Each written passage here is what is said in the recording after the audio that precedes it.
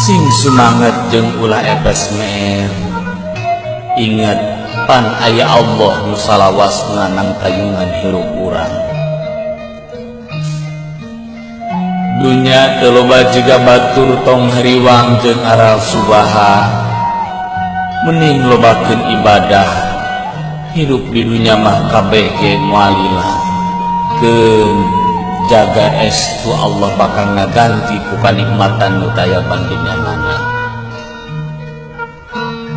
Loba jalma nu disanjung beda dunyana luyuh layah tapi hatena paciweuh jeung kasusah. Ati pabelit jeung urusan duit. Hirup loba digogoreng jeung dina nyeri ku batur omat ulah dibales. Justru eta kasempetan keur nguji hate urang. Rada nyelekit kanu ati mah jamak karana ge jalma hirup wajar mun ngarasakeun kanyeri ati. Pan ngeunah nasihat teh ku geus ngarasakeun geuring. Rek kumaha ngarasa ngeunahna hate lamun teu ngarasakeun perihna hate. Nyieun kahadean ge sing ati-ati. Utamakeun kaikhlasan hate. Mun eueuh maksud ngajak batur kade tong sagala hayang kanyahuan ku batur justru eta nu mawa cilaka.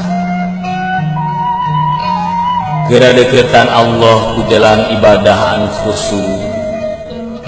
Geura beresan hate ku jalan loba nginget-nginget dosa.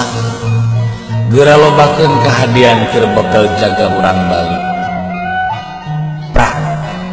Geura hitung umur etam yuswa ayeuna sabaraha taun.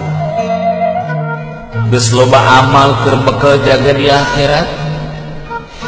Nah yakin hirup bakal salilana. Yakin moal balik. Ridho mun anak turunan urang kabeh digebruskeun ka neraka. Nah sanggupnya hareupan panasna seueur neraka. Rek iraha atuh eling lamun lain ayeuna urang keur hirup di alam.